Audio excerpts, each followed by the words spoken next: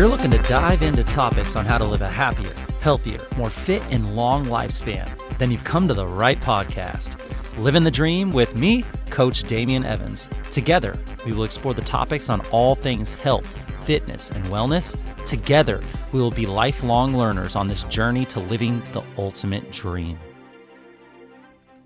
What up, Dream Team? Coach D here, coming at you from beautiful sunny San Diego. And in today's episode, we're going to do a deep dive on hydration. Hydration isn't just about sipping on water. It's the elixir of life that fuels our vitality and keeps our body thriving. So grab your favorite water bottle, settle in, and prepare to quench your thirst for knowledge as we unravel the mysteries of optimal hydration and supplementation. And as the saying goes, water is the driving force of all nature. But how much do we really need? Are 8 glasses a day sufficient? And what's about all this buzz surrounding hydration supplements? Fear not, my friends. In this episode, we're going to break down the science, debunk the myths, and equip you with the wisdom that you need to hydrate like a pro.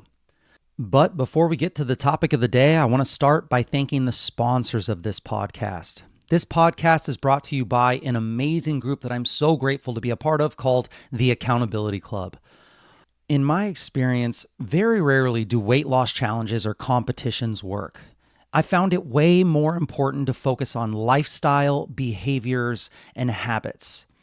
The Accountability Club follows along with 52 Living the Dream minisodes one at a time. We set small, attainable goals, and the club holds every single person accountable through public tracking. We also communicate through a group thread. And I sprinkle in a little bit of human psychology as well with a little bit of skin in the game. So each person decides at what level they want to join at. They choose their goals through the week, and we just make sure that we keep rolling and progressing from week to week. You don't have to be a gym member at my gym, and you don't even have to be in San Diego. You can do it from anywhere. So thank you, the Accountability Club, for sponsoring this episode. And if you feel like you would be interested in something like that, please reach out to me and I can get you all the information that you need to get onboarded. And another one of our sponsors is the music app Brain.fm. You can use Brain.fm's functional music to help you focus, relax, meditate, and sleep better. Using cutting-edge neuroscience, this app is going to help you get the results that you're after. I've used Brain.fm for years before I partnered with them. I truly believe in their product. I use it any time that I'm creating an episode for this podcast, and I also listen to their deep sleep music every single night.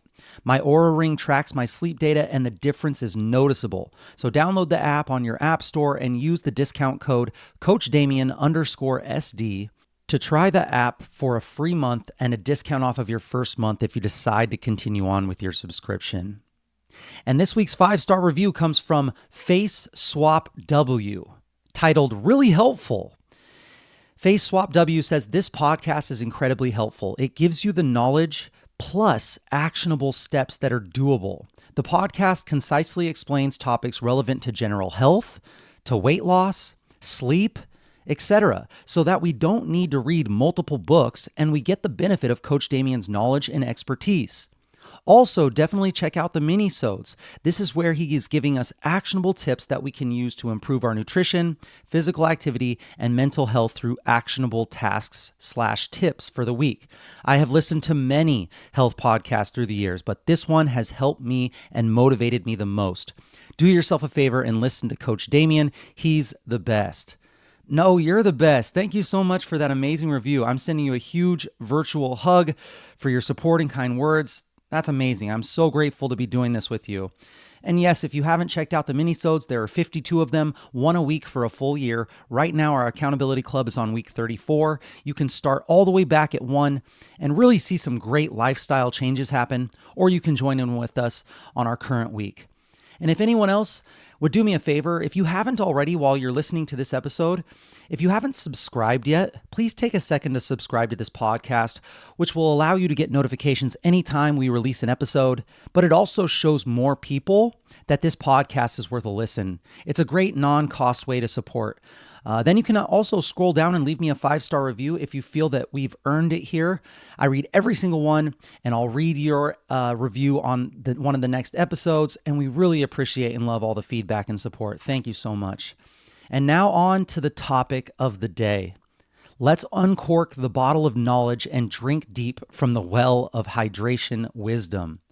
Let's talk about what you need to know about hydrating and then also hydration supplements. We're going to learn about the truth about hydration and performance, how to tell if you're dehydrated, how dehydration does and doesn't impact your overall health, and then also 3 guidelines for hydrating.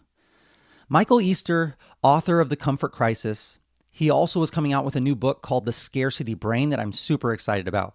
He tells a story in his most recent newsletter about why he went down a rabbit hole of hydration and supplements. His story is, last week I went to the community gym and this guy walks in. He's in his 50s, not really the healthiest looking person, and he's carrying a water bottle. He gets on the elliptical and then he opens up his water bottle and in he dumps a hydration packet. This is a popular brand that you see all over Instagram and you hear it all over the advertisements on podcasts. And he exercised for about 10 minutes and then he left. The exercise? Well, that's great. But I wondered about the hydration packet. It contained a significant amount of salt and the guy hadn't really sweat. It made me want to understand hydration better. We're all told that we don't drink enough water and that we should take the electrolyte supplements that are all out there when we exercise. But what does the research say? Today, we're going to hear from 2 great experts in this domain, Mike Roussell and Trevor Kashey. Both are PhDs who have conducted research and worked with many elite athletes. The result is going to be a nice little masterclass on hydration and hydration supplements, a.k.a. electrolyte packets. We're going to cover a brief history of hydration and hydration supplements, what dehydration is and how it impacts us, whether dehydration affects athletic performance, and 3 smart guidelines for hydrating around exercise. And then we're going to dive into hydration supplements, where we're going to cover who may want to use hydration supplements and why, their potential downsides, and then the truth about salt and hydration. Also, whether sugar is good or bad in hydration supplements, and what to look for in a hydration supplement. So let's roll. Hydration supplements, a 2,297-year history. Back in the day, they did rogue experiments on dying prostitutes and mentally ill patients in the 1800s, revealing how water and electrolytes impact health. Here are the details. Back in the day, a famous physician, Erasistratus of Chios, he was the first physician to start thinking about how water intake and sweat related to health. This was roughly around 275 BC. But it wasn't until the 1600s that legit research began. The Croatian-born medical researcher with the double name Santorio did experiments where he'd feed people specific amounts of food and then also water and measure how their weight changed as they sweat. He learned that people constantly gain and lose weight via water throughout the day. More importantly, his work laid the foundation for quantitative experimental medicine. We were then able to put numerical measurements onto physiological phenoms for the first time. A couple hundred years later, we discovered how the balance of salt and water impacts health. Cholera was ripping through London thanks to contaminated water. It leads to extreme diarrhea and vomiting, and it was killing anywhere from 20 to 50% of the poor who got it. Cholera patients at the time were being treated with laxatives and other odd remedies. But a smart doctor named William Brooke O'Shaughnessy conducted experiments where he discovered that cholera patients' blood seemed to lack water.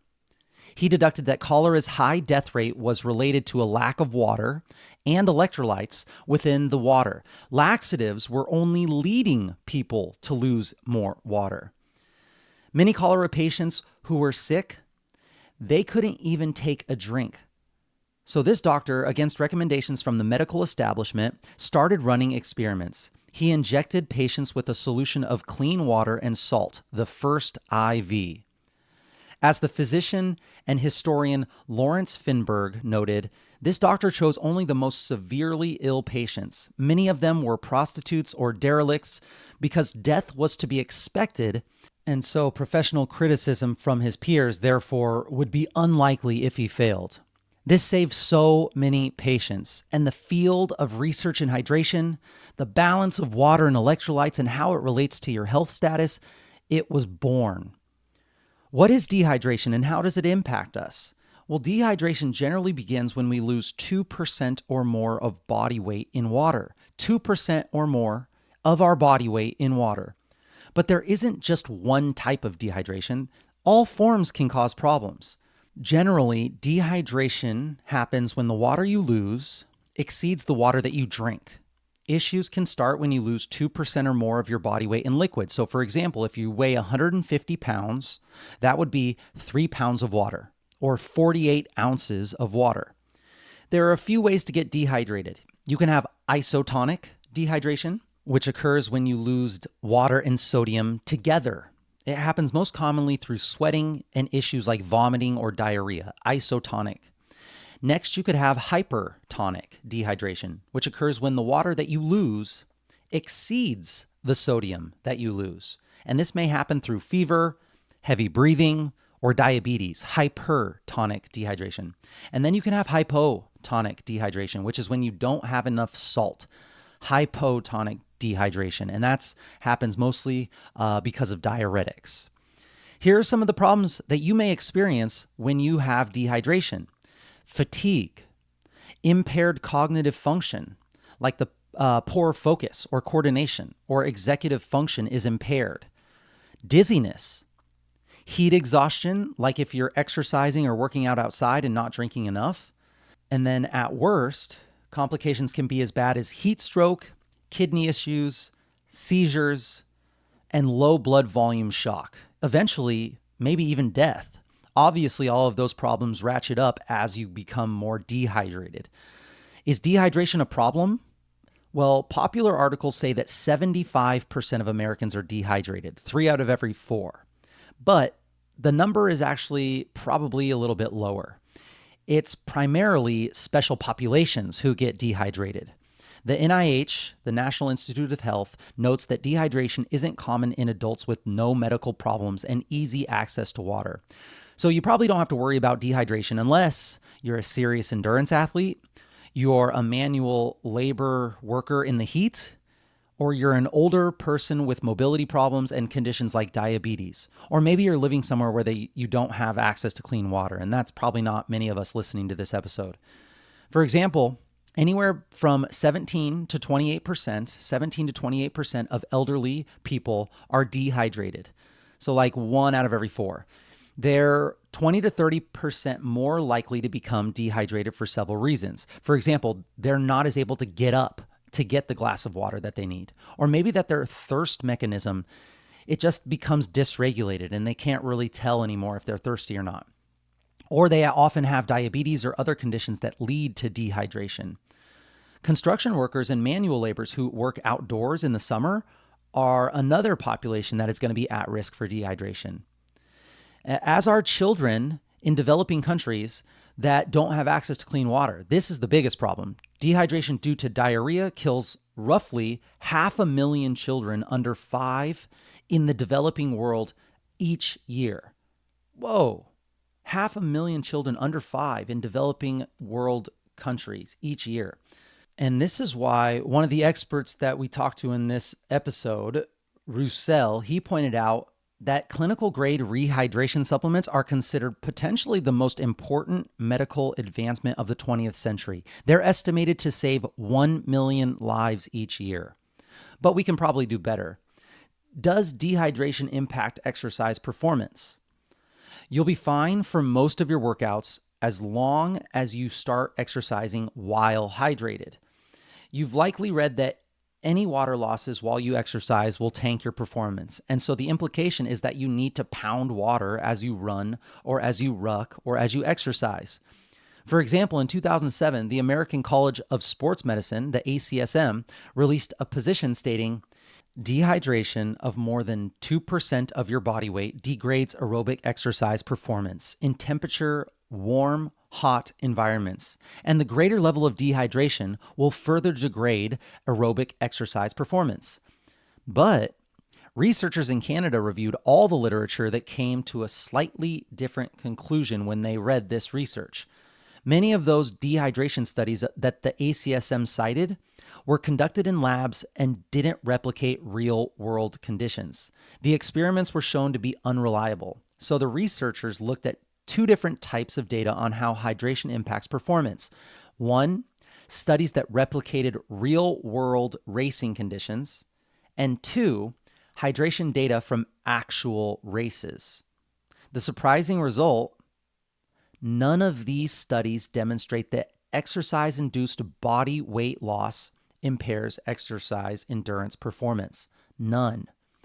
Now, the next part of this goes against everything that I thought was right. And so I'm just kind of repeating what these experts are telling Michael Easter in his newsletter. But they said that the groups that remained better hydrated, losing only 0.44% of their body weight, they actually performed slightly worse than those who became more dehydrated and lost more than 2% of their body weight. So the scientists also gathered real-world evidence from races and marathons and ultramarathons and triathlons.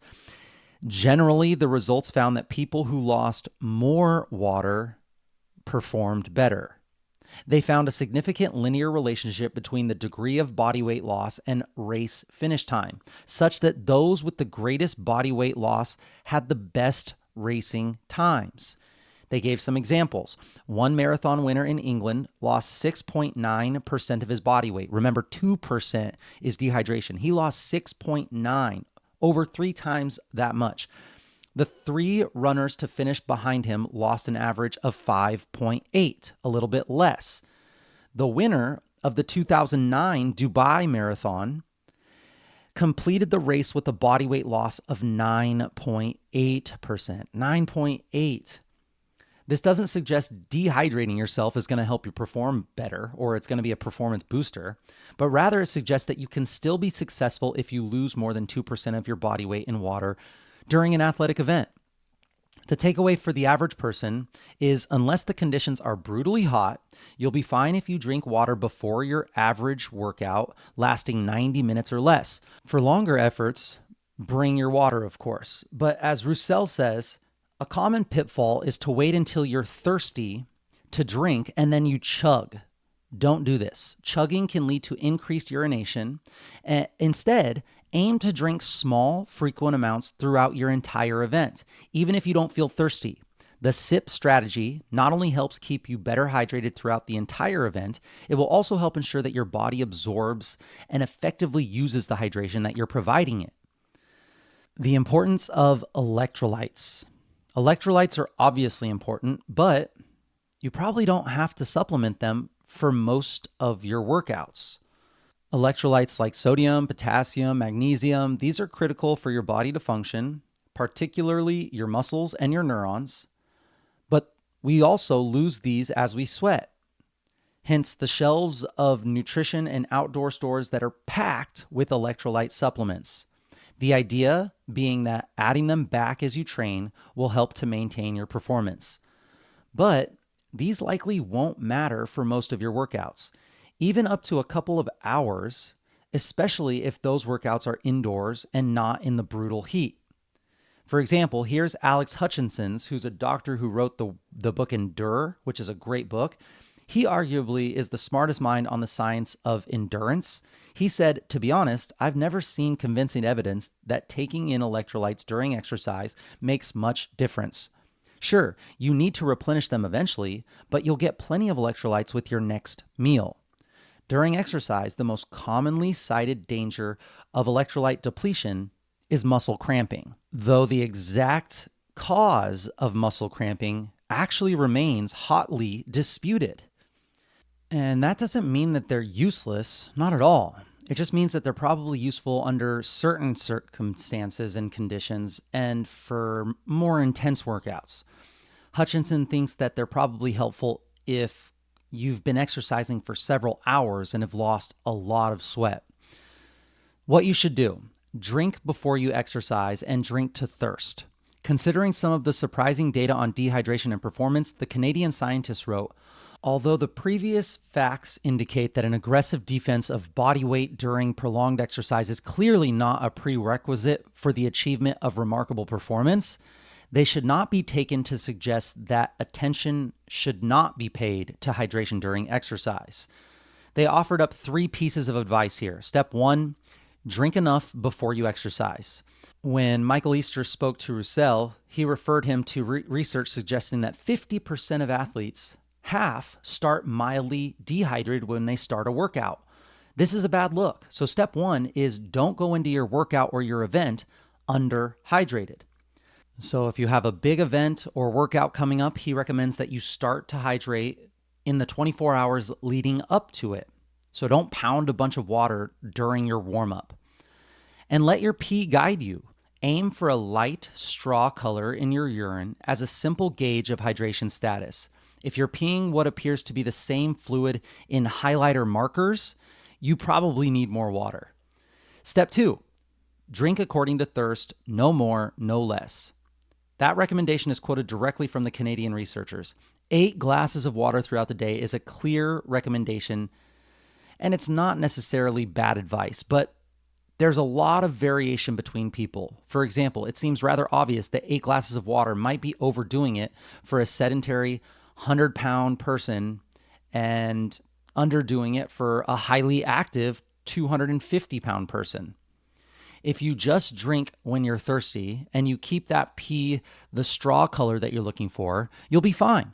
The caveat: thirst sensations can change if you're deep into a long endurance event, say anything over 2 hours. So in those cases, just make sure that you're sipping water along the way. Like if you've been running or rucking for 2 hours straight and sweating, you might want to take a sip of water. Hooray, common sense, we get it. Step 3, don't overconsume water before or during workouts. Don't overconsume water. This is a delicate balance. Obviously, you're going to need water, but with that in mind, some people overdo it, pounding water before and during every workout. Some evidence suggests that this decreases performance, especially if the workout lasts an hour or less. The scientists wrote, trying to fully replace fluid losses during high-intensity exercise may lead to gastrointestinal problems, therefore degrading rather than improving performance. At worst, drinking far more than usual before or during exercise can cause an exceedingly dangerous condition called hyponatremia. And this is where the concentration of sodium in your blood drops too low. And it's very, very rare, but it has killed people in the past. Super rare. So let's do a quick rapid fire on questions on hydration and dehydration. A big one is, does coffee dehydrate you? Most of us think yes, but the research shows no. Even if you lose some water due to the diuretic effects of coffee, the actual water in the coffee exceeds what you're going to lose. Do drinks that aren't water count? Yes, but unless you're exercising, probably avoid sugars in your liquids. Yes, drinks that aren't water count for hydration. Are there other ways to hydrate? Yeah, food counts. For example, lettuce is 96% water. Watermelon is up there in the high 90s. Any food that isn't purposefully dried contains water, and therefore it can help keep you hydrated. Are there ways beyond electrolyte supplements to get electrolytes? Yes. Trevor Kashey suggested you look on the nutrition label of a bottle of plain water. It says electrolytes added for flavor. So you're getting some levels of electrolytes from drinking plain water, and of course from your food. Will drinking more water make you healthier? Well, these experts say not if you're adequately hydrated. Let your thirst and pee guide you. So just like everything, it's all about the dose. Now let's talk about, how does aging increase your risk for dehydration? Aging weakens the regulatory systems for maintaining water balance, necessitating more conscious oversight of fluid intake to prevent dehydration. Many of us are all too familiar with the changes that come with aging: sagging skin, loss of muscle mass, loss of bone density, more frequent memory lapses, and the list goes on. But of all these changes, perhaps one of the least familiar ones has an enormous impact on health span and longevity, and that is the decline in our ability to stay sufficiently hydrated. Peter Attia did a deep dive on hydration in which he touched on some of the consequences of dehydration and volume depletion. Acutely, meaning short time, these include dizziness, fatigue, confusion, and a drop in blood pressure. While a more chronic, a more sustained, or severe dehydration can lead to kidney damage, exacerbate hypertension, and increase the likelihood of deep vein thrombosis. A little over a year ago, Peter became rather painfully aware of the importance of hydration when extreme volume depletion and consequent low blood pressure caused him to temporarily lose consciousness, and he fell into a table and broke and shattered this table. Fortunately for him, his long-term consequences were limited to just a couple of minor scars, but for many, and the elderly in particular, similar episodes can lead to debilitating injuries or even death. But elderly aren't just at greater risk of serious consequences when they happen to get dehydrated, they are also more likely to get dehydrated in the first place. Hydration is a balance of inputs and outputs. The body's fluid balance is regulated by two broad categories of processes: those that control water coming in and those that control water going out. On the intake side, we have thirst. As we become more dehydrated or volume depleted, we experience a conscious increasing drive to consume more fluids. And by satisfying that drive, we counteract the fluid loss. On the other side, we have the number of pathways, including perspiration, sweat, respiration, breath, water loss in stool, and of course, urination. Of these, urination is subject to particularly strict regulation for maintaining fluid balance, such that we can remove water when we have excess and retain water when our body stores are depleted. When we become dehydrated, the kidneys can reabsorb some of this water to limit further loss. So the kidneys have a good role here. The processes of concentrated urine is the reason why urine becomes darker in color when we drink too little water, that concentration. And the balance between intake and output is a fairly dependable system in most day-to-day circumstances for most adults. Thirst and urine concentration generally do a decent job of keeping us sufficiently hydrated to avoid negative effects, as long as fluids are readily available and we don't ignore thirst when it arises. However, there are a few important circumstances when regulatory systems tend to break down on either the intake side or the output side.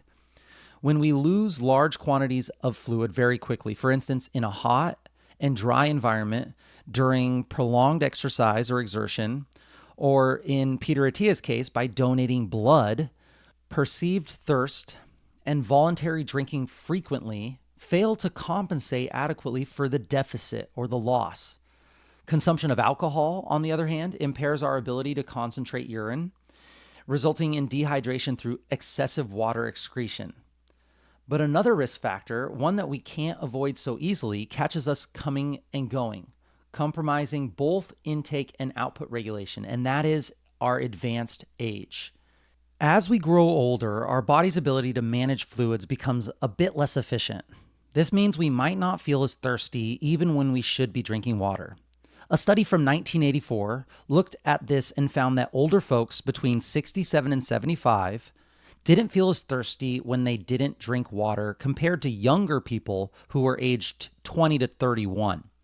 Even though the older group seemed more dehydrated, they didn't drink as much water. This is kind of puzzling, and we're still trying to fully understand why this happens. Another thing that can make staying hydrated trickier as we age is that our ability to make our urine more concentrated gets weaker. When we are young, if we don't have enough water, our bodies make our pee more concentrated to save water. But as we get older, this ability gets a bit more sluggish, especially if you're between 40 and 79 years old. One reason for this is that a hormone called antidiuretic hormone, also known as vasopressin, doesn't work as well in our kidneys. This hormone helps our bodies reabsorb water from urine. Interestingly, alcohol can mess with this hormone too, which is why drinking alcohol can sometimes make us dehydrated. Now, let's talk about a change we're all familiar with as we age. Our bodies change in how they're made up.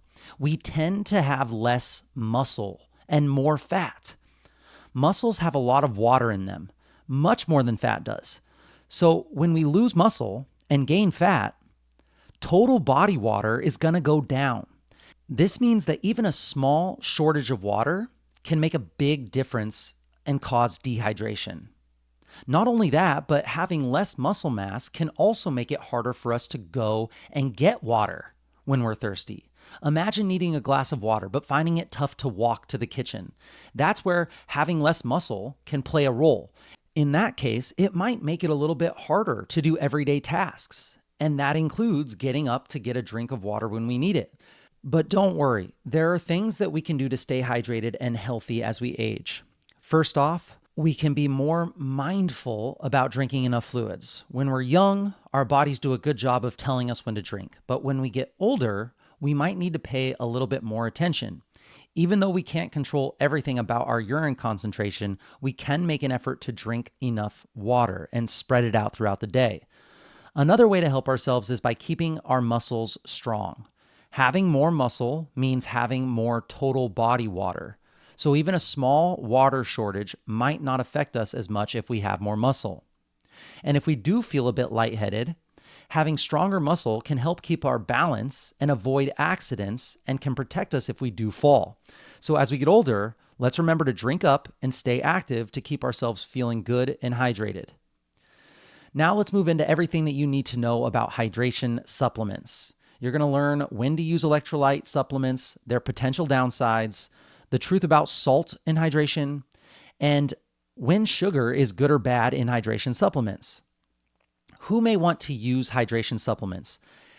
Well, athletes doing long and sweaty workouts, and then also people with clinical conditions that require high intakes of salt and other electrolytes. Roussell explains where to start when it comes with this. Step one is being honest about your activity level and your level of exertion. Most active people get plenty of sodium and electrolytes through their regular diet. Even if you're eating a primarily whole food diet, you're still likely taking in around 3,000 milligrams of sodium a day. Sodium gets added to all sorts of healthy foods. To live, you only need 180 milligrams a day. The American Heart Association suggests we aim for between 1,500 and 2,400 milligrams a day. If you're taking salty hydration supplements for workouts that aren't long and sweaty, or using them as a flavor enhancer in your water just for daily living, you're likely adding more salt on top of a diet that already has enough salt, and that can come with its downsides. Roussell says that let's say you have a really sweaty workout for just 1 hour. You might become sodium depleted in that hour, but you're going to replace that sodium you lost when you eat a post-workout meal, even if it's a couple hours later. Electrolyte supplements help when you're training intensely for 2 to 3 hours or more. During hour 1, you're probably becoming depleted in electrolytes, but in hour 2, you're training while depleted. So your performance is going to drop. Once you move into hour 3, you'll really start to feel the effects. So electrolyte drinks and replacing sodium during a workout is more about supporting the second hour and beyond. And I think that this is where people go wrong. If you train for an hour or 90 minutes, depending on how hard you train, you'll likely not really need a supplement during your workout because you're not training long enough to experience the problems. You'll drink water and eat food when you're done, so everything is going to equal out.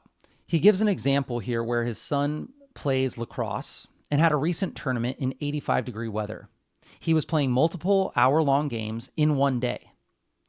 He said, so we gave him a 12-ounce bottle of Gatorade, we gave him an electrolyte packet, and we gave him 21 ounces of water or about a liter of fluid during games and between games so he didn't get behind the 8-ball. But most people aren't getting behind the 8-ball. They're not even getting close to the 8-ball. Other clinical conditions can lead someone to require more salt. For example, brain injuries. Brain injuries can impair your ability to regulate sodium in water. or diarrheal diseases can also lead to low levels of electrolytes. Potential downsides of electrolyte supplements are an electrolyte supplement can contain salt. That's how they work, but some contain 1,000 milligrams of salt or more. Excess salt can increase your blood pressure, which is a strong predictor of heart disease. One classic piece of research found that there's a strong direct relationship between higher sodium excretion and higher blood pressure and hypertension. Or, as Roussell puts it, the more salt you have in your diet over time, the higher your blood pressure will be. It's not refutable. And high blood pressure can lead to all sorts of problems, ranging from heart disease, stroke, kidney problems, eye problems, dementia, and more. And how big of a problem is high blood pressure? Well, I'm looking at this graph right now that he posted, and it looks like at the very bottom you have vitamin A deficiency, iron deficiency, which is only causing about 20,000 deaths a year in 2019, all the way up to high blood pressure, smoking, air pollution, indoor and outdoor, high blood sugar, obesity, all of those which cause more than 4 million deaths a year in 2019. So it's pretty bad. Kasey talks about the link between heart disease and salt intake, and he said, I do find it a legitimate correlation. I do think, too, that heart disease most commonly occurs in older people. Your sodium tolerance goes down with age. In other words, you get more sensitive to sodium the older you get. He continued, so if you have hypertension already, then it's probably a dumb idea to add salt to your diet, especially hypertension at a normal body weight. This point is backed by many other researchers. The catch is that there's a lot of us that fall into this category. Roughly half of us, 48% of Americans, are hypertensive. Roughly 28%, 1 out of every 4 Americans, are pre-hypertensive. The math suggests that more than 3 out of every 4 Americans should watch their salt intake and do other behaviors that lower blood pressure. How do you know if you're hypertensive? Well, you can check your blood pressure and you can check it often. Here's a quick guide on how to do so. You can get a really cheap blood pressure cuff from Amazon or from Costco. I just bought one 2 months ago from Costco for $50. You check it properly by doing it 10 days in a row. You want to be seated, legs uncrossed, and you want to do it first thing in the morning when you're rested and you have an empty bladder. From there, you want to take 3 readings a day, and you want to use the average of the last 2. You can discard the first reading. The average over 10 days should not be above 120 over 80. So 120 over 80 is what you're looking for to be normal. Once you get above 120 over 80, that's when you start to find your blood pressure is elevated, high, pre-hypertensive, or hypertensive. So what I started doing was I started tracking my blood pressure first thing in the morning. I sit there, legs uncrossed, first thing in the morning, right when I wake up. I also prick my finger for my resting blood sugar. And I'm now gathering data, and it looks like my blood pressure is actually a little bit high, which is a little concerning because I do take 1 packet of LMNT electrolytes every day. I figured my activity level is super high. I'm getting over 20,000 steps a day. I'm working out 5, 6, 7 days a week with resistance training. I'm doing 3 or more high intensity interval classes. Now that I'm working at Sweat Circuit, I'm taking a bunch of those workouts. So I felt like I really did need the electrolytes, and I liked the way it tastes, and I recommend it to all the people. So reading all this research kind of, it's a little bit surprising to me for sure, but it's all about gathering data and it's all about figuring out what works best. So I'm going to keep you guys up to date with how my numbers are responding. I'll probably cut back on the LMNT and just kind of see what that does, and definitely have a little bit more awareness of the foods that I'm eating when it comes to the processed foods that have added sodium to them. So that's kind of like how you would check your blood pressure. And I want to kind of go next into the science of salt. There's a small subset of scientists that believe that there's a J-shaped curve with sodium and heart health, meaning that they believe that taking in more than 2.3 grams or 2,300 milligrams a day is actually better for your heart health. But it's a small and controversial minority, in Michael Easter's opinion. Some companies who make electrolyte supplements have taken this controversial research and ran with it. They're making supplements that have over 1,000 milligrams or more of sodium. They draw from the controversial research and advertise that the science, quote unquote, the science says that you should get at least 4 to 6 grams of sodium daily. They compare that to the government recommendation of 2.3 grams. So they say 4 to 6 grams, these supplement companies, and the government says 2.3 grams.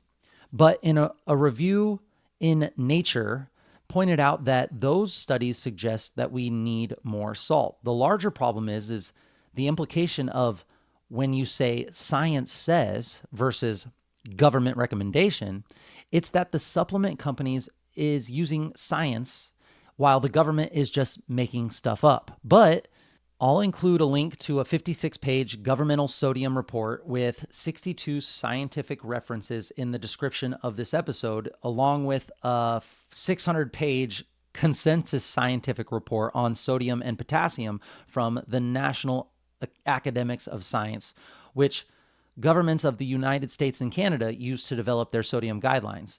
Michael Easter argues that the government doesn't pull recommendations out of thin air. He says that they put together massive panels of the best scientists in the field and have them research and develop exhaustive reports. The government has so much science on sodium and public health, you could spend months reading it. But of course, this is all public health data. Your individual activity level and other factors determine how sodium is going to impact you. If you're highly active with normal blood pressure, you're probably fine, but keep an eye on it as you age. Roussell says that I'm not going to tell someone running miles every day in the heat, hey, you need to watch your sodium. But to tell the average person to eat more sodium might be irresponsible. Roussell was asked about those controversial studies suggesting that we need up to 6,000 milligrams of sodium a day, 6 grams. And he said, I would say that the body of evidence shows that a lower salt intake than we're currently consuming is better for health, period. If you lose excess sodium while exercising and have more exercise ahead of you, should you replenish it? Well, they say yes, whether that's in the form of real food or whether that's from a supplement, because you're continuing to exercise intensely and you need to maintain performance. Now, is sugar good or bad in hydration supplements? In short, sugar does help you absorb electrolytes. The details: the WHO, the World Health Organization, first formulated oral rehydration supplements in 1969. They needed a cheap, transportable method of rehydrating children that were dying of dehydration via diarrheal diseases. The answer was a simple powder of electrolytes and sugar that aid workers could mix with water. They've been tweaking the formula ever since. It's saved an estimated 70 million lives in the developing worlds. 70 million. But you may be asking, why the sugar? Well, sugar accelerates the absorption of sodium. So a lot of people will just take salts, but it actually also makes sense to mix sugar with the salts because the sodium gets pulled into your system when the glucose gets pulled in. And this is because of specific receptors. So you will take in more sodium per unit of time when you mix it with sugar. This is one reason why many sports drinks have added sugar, but also because it tastes delicious. Adding sugar can help you put the sodium back in faster. So the anti-carbohydrate crowd often misses this point. They just blame it on, wanting to make the drink taste better, which means that zero sugar may not always be a good thing in electrolyte powders in situations where you're trying to rehydrate really fast. Rehydration packets have to fall under a specific framework for the WHO certification. So a packet that mixes with 16 ounces of water, it generally has around 10 grams of sugar, 300 to 500 milligrams of sodium, and 300 to 400 milligrams of potassium, zinc, and chloride. If you think Pedialyte, you might get a good idea of what this looks like. Pedialyte. Are there many benefits to hydration supplements for people who don't exercise hard in the heat? In short, supplements may help you develop healthy behaviors. Health organizations mostly agree on the pillars of a healthy lifestyle. You have to have adequate exercise, adequate sleep, proper nutrition, good friendships and relationships, no smoking, and recreational and prescription drug use is limited. So when I look at supplements, I ask if adding a supplement strengthens any of those pillars. And if it does strengthen those pillars, then it could be considered a good idea to use it. Not because of the physiological activity of the supplement and its ingredients, but because the supplement can have a potentially strong effect on overall healthy lifestyle patterns. Interesting. Dietary supplements, when used properly, can raise the probability of developing healthy lifestyle patterns. So think of it like this: a person who buys a new pair of running shoes is more likely to go on a run. Are the running shoes themselves making that person healthier? No, it's the run, but the running shoes help make that lifestyle habit a behavior. So if you think about it when it comes to the electrolyte drink, if the electrolyte drink tastes good and you consume it while exercising, this is going to reinforce your exercise, making you more likely to exercise again, which is obviously a good thing for your health. If you want to use an electrolyte supplement as an incentive to get you to exercise at any level, I think you should go for it. But perhaps look for one that meets your activity needs, a little lower in salt and sugar if you're not exercising for as long. What to look for in a hydration supplement? For workouts that require electrolyte replenishment, the WHO and the ORS formula is a good place to start. Look for a bit of sugar, less than 50 calories. Look for 300 to 500 milligrams of salt and other electrolytes. So for me, who's taking the LMNT packets, they have 1,000 milligrams of salt. So maybe I should look to take maybe half of the packet at a time. If you're exercising long enough to require a hydration supplement, start with the recommendations that we just talked about. That's anywhere between 15 to 50 calories of sugar, 300 to 500 milligrams of sodium, 150 to 400 milligrams of potassium, zinc, and chloride. Roussell says that liquid IV and drip drop are both in line with these recommendations. So liquid IV is a good one, and drip drop. Then you can determine your needs from there. For example, on longer efforts, you might want to take one with a little bit more sugar, like Momentous Fuel. There's one called Momentous Fuel for longer efforts. Do low-carb diets require more salt? Roussell says that when you go low carb, there's a change in your fluid homeostasis. So you get this huge change in fluid balance, which can deplete electrolytes as you lose all that fluid. That can cause people who lose fluid to get headaches and feel lousy. So then, if they salt their food a little bit more, they should start to feel a little bit better. But the body is all about equilibriums. It takes a couple of days for your body to adapt to that low carb diet. But you'll be fine eating a normal level of sodium and not actively trying to consume extra. Should I supplement electrolytes when fasting? For general intermittent fasting, which we should call time-restricted eating really, it's 16 hours off and 8 hours on, you don't need to supplement electrolytes. You have enough on board from your last meal. Does Michael Easter supplement electrolytes? He says that if he's exercising over 90 minutes in the heat, yes, he uses Momentous Fuel because it gives him the added calories. It isn't too salty. It has 300 milligrams and is heavily tested. Are there any non-physical scenarios where people tend to get dehydrated?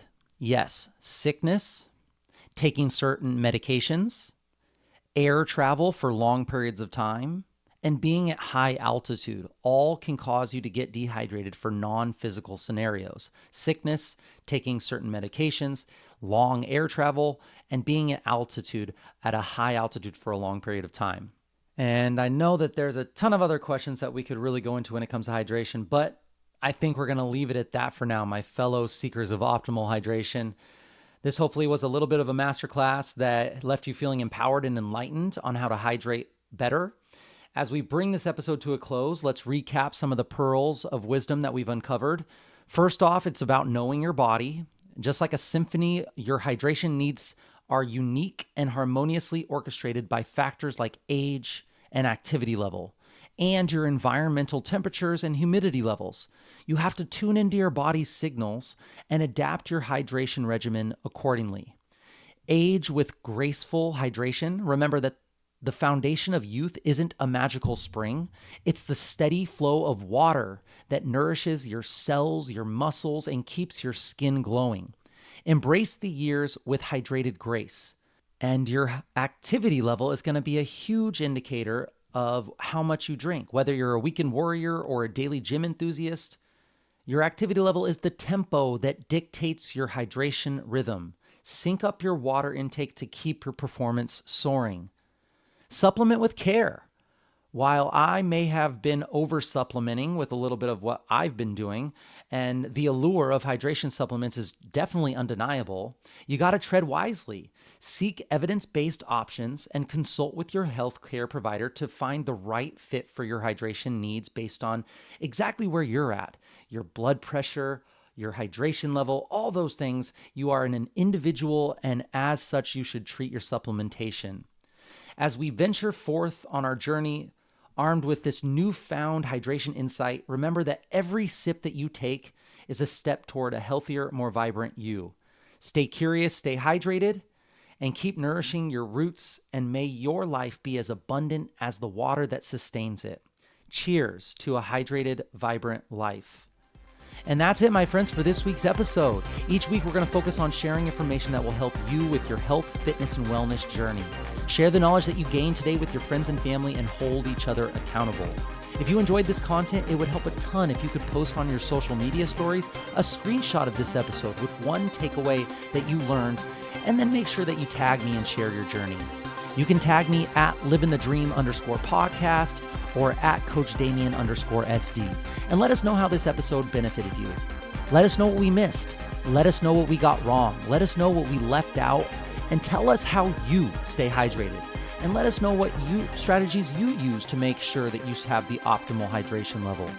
Message us if you have any suggestions or tips that would help your Living the Dream team that we can discuss on future episodes.